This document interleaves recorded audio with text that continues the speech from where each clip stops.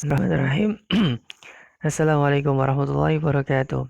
Alhamdulillahirabbil alamin. Assalatu wassalamu ala Rasulillah wa ala alihi wa sahbihi wa man wala. Hadirin rahimani wa rahimakumullah, barakallahu fikum. Anak-anakku di kelas 4. Alhamdulillah, di kesempatan kali ini kita bisa bertemu kembali. Dan insyaallah kita akan melanjutkan pelajaran kita di pelajaran akidah. Nah, ini harusnya bukan akidah kelas 4 ya. Maaf ini salah tulis.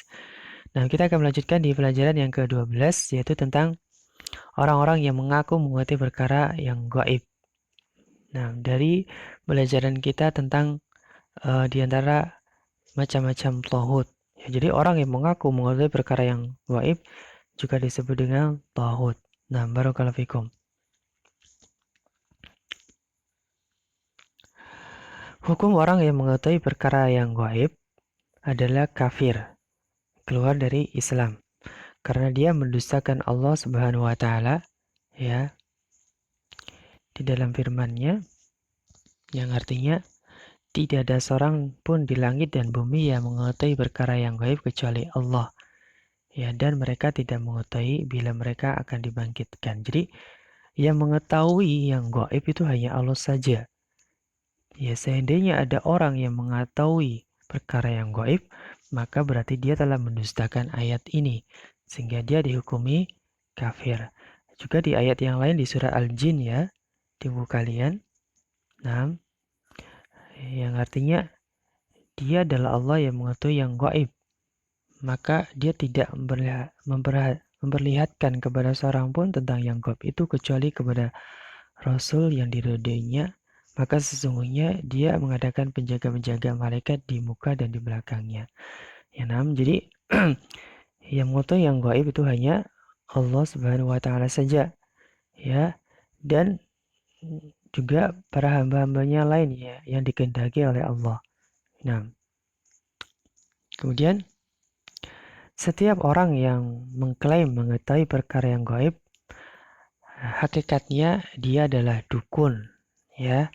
Jadi orang yang mengklaim mengetahui perkara yang gaib, maka dia disebut dengan dukun. Ya, ataupun apapun istilahnya di zaman ini, misalnya disebut dengan paranormal, ya, atau orang pintar, atau yang lainnya. Nah, ya, yang semisal dengan itu, ya. Kemudian hukum mendatangi dukun, ya. Hukum mendatangi dukun adalah haram. Barang siapa mendatanginya dan bertanya kepadanya, maka salatnya ya selama 40 hari tidak diterima oleh Allah Azza wa Jal. Nah, sebagaimana sabda Rasul SAW, barang siapa ya yang mendatangi arraf itu dukun ya, lalu bertanya kepadanya tentang sesuatu, ya maka tidak akan diterima darinya salatnya 40 hari. Maksud tidak akan diterima darinya sholat 40 hari yaitu tidak ada pahala baginya. Jadi sholatnya selama 40 hari ini tidak berpahala. Walaupun sholatnya sah. Ya. Tetapi dia hanya menggugurkan kewajibannya saja. Nah, ini dari di antara hukuman bagi orang yang mendatangi dukun saja. Ini mendatangi dukun saja loh ya. Nah, bagaimana kalau membenarkannya? Nah, kita lanjutkan. Jadi mendatangi hukum menurut Syekh Muhammad bin Shalih Al-Utsaimin rahimahullah ya, ada beberapa keadaan tentang hukum orang yang mendatangi dukun. Yang pertama, kalau sekedar bertanya saja, maka hukumnya haram ya. Kemudian yang kedua, bertanya kepada dukun, kemudian meyakininya dan menganggapnya benar, maka ini adalah kekafiran.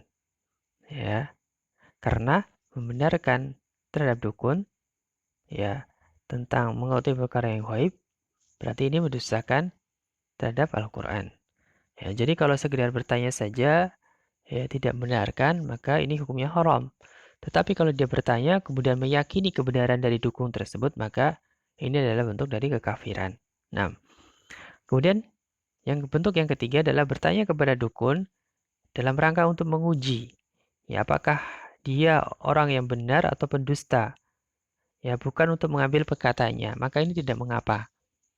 Sekedar untuk mengecek ya, maka ini tidak mengapa. Tentunya ini dilakukan oleh orang-orang yang berkepentingan ya, bukan sembarang orang. Mungkin ini dilakukan oleh para penguasa atau yang semisalnya.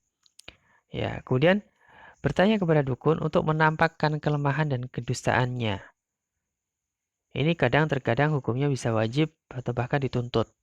Ya, ini biasa dilakukan oleh para penguasa atau hakim, ya, yang ingin mengecek apakah eh, dia dukun atau bukan.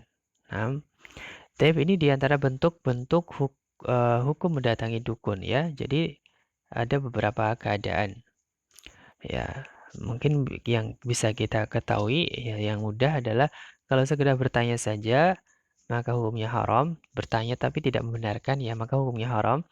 Kemudian yang kedua, jika dia bertanya, kemudian membenarkannya, maka ini adalah hukumnya kekafiran, bentuk dari kekafiran, karena mendustakan Al-Quran. Tapi barakallahu fikum, ini dari hukum-hukum mendatangi kahin atau dukun, ya. Maka kita tidak boleh ya eh, pergi ke dukun, apalagi bertanya kepada dukun. Atau juga bisa kita tidak boleh melihat tayangan-tayangan di TV yang di situ ada dukun-dukun, ya, atau paranormal. Nah, maka kita tidak boleh melihatnya. Tidak boleh melihat acara seperti itu. Nah, barakallahu fikum. Ini saja di pelajaran kali ini.